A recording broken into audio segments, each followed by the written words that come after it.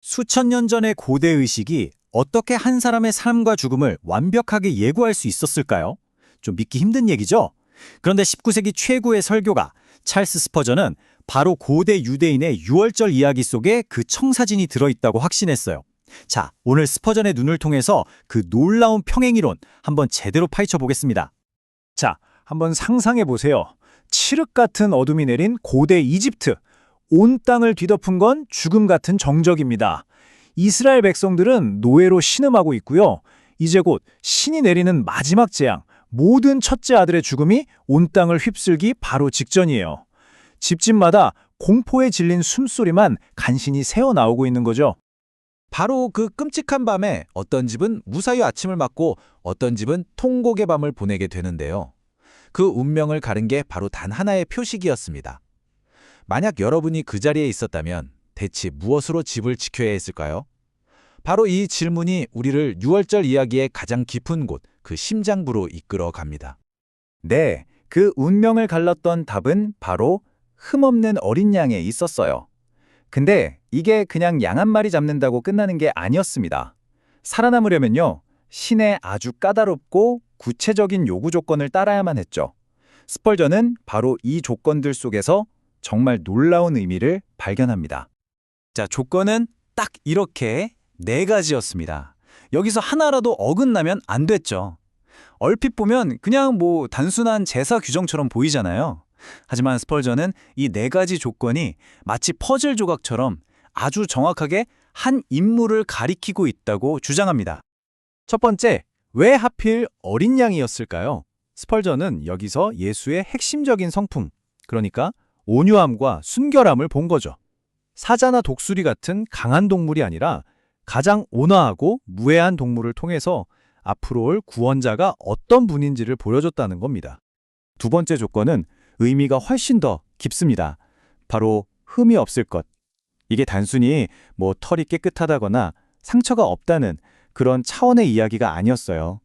스펄전은 이걸 예수의 완전한 무죄함, 즉 태어날 때부터 죄의 오점이 전혀 없는 완벽한 존재와 직접적으로 연결합니다. 왜냐하면 제물은 완벽해야 했으니까요. 세 번째는 1년 된 수컷입니다. 왜 아직 어리거나 늙은 양이 아니라 가장 힘이 넘치고 생명력이 왕성한 그야말로 전성기의 양이었을까요?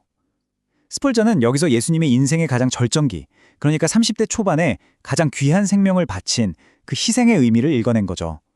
쇠약해서 드려진 게 아니라 가장 강력할 때 드려진 제사라는 겁니다. 그리고 마지막, 이 나흘간의 검사. 와, 이 부분은 정말 소름이 돋습니다. 어린 양이 흠이 있는지 없는지 나흘 동안 샅샅이 검사를 받았잖아요. 스펄전은 예수님 역시 십자가를 지기 바로 전 나흘 동안 예루살렘에서 바리새인, 사두개인, 헤롯의 관리들한테 둘러싸여서 온갖 시험과 신문을 받으셨다는 점에 주목합니다. 그리고 최종 판결은 뭐였죠? 로마 총독 빌라도가 직접 선언하잖아요. 나는 그에게서 아무 죄도 찾지 못했다. 정말 완벽한 일치죠. 자, 이렇게 완벽한 어린 양이 준비됐습니다. 근데요, 양을 준비하는 것만으로는 충분하지 않았어요. 진짜 구원을 가져온 결정적인 행동, 그 핵심은 바로 피에 있었습니다. 이 구절 하나가 모든 걸 설명합니다. 내가 너희의 선한 마음을 볼 때나 너희의 비도를 들을 때가 아니었어요.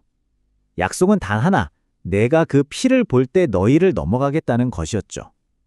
스펄전은 바로 이 지점에서 구원의 근거가 우리 내면이 아니라 하나님이 보시는 외부의 표식에 있다는 걸 아주 강력하게 이야기합니다. 그래서 그들은 양을 잡았고 그 생명의 증거인 피를 그릇에 받아서 문에 발랐습니다. 이건 그냥 혼자만 아는 비밀스러운 믿음이 아니었어요.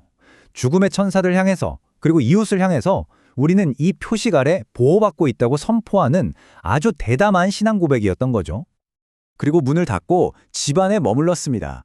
밖에서 죽음의 신이 이집트 전역을 휩쓸고 다니는 동안 집안의 사람들은 오직 문에 칠해진 그 붉은 표식 하나에 모든 생명을 걸고 숨죽여 아침을 기다렸던 겁니다. 이 기다림야말로 믿음의 본질이었던 거죠. 그런데 이 유월절 이야기는 죽음을 피하는 걸로 끝나지 않아요. 정말 놀랍게도 그 어린 양은 죽음으로부터의 방패였을 뿐만 아니라 새로운 삶을 시작하기 위한 양식이기도 했습니다. 이 식사는 그냥 저녁 식사가 아니었어요. 쓴 나물을 먹으면서 우리가 얼마나 고통받았는지 절대로 잊지 말자고 다짐하고 허리띠를 졸라매고 신을 신은 채로 우리는 이제 자유를 향해 떠날 준비가 됐다고 선포하는 그런 결단의 의식이었습니다. 과거를 기억하고 미래를 준비하는 식사였던 거죠. 자, 이제 6월절 규정의 마지막, 어쩌면 가장 흥미로운 조항을 살펴볼 시간입니다. 스펄전은 바로 이 부분에서 구원의 은혜가 가진 가장 중요한 본질을 발견했다고 말합니다. 규정은 아주 명확했습니다. 만약 한 가족이 양 한 마리를 다 먹기에는 너무 적다면 반드시 이웃을 불러서 함께 먹어야 한다는 거였죠. 남겨서 버리는 건 허용되지 않았습니다. 바로 이겁니다. 스펄전의 통찰이 바로 이거예요. 한 가족이 양 한 마리를 다 먹을 수 없듯이 구원의 은혜는 결코 한 사람이나 한 가족만을 위한 것이 될 수 없다는 거죠. 이 잔치는 처음부터 나누도록 설계되었다는 명백한 증거라는 겁니다. 스퍼전은 수천 년 전 이야기에서 이렇게 강력한 메시지를 읽어냈습니다.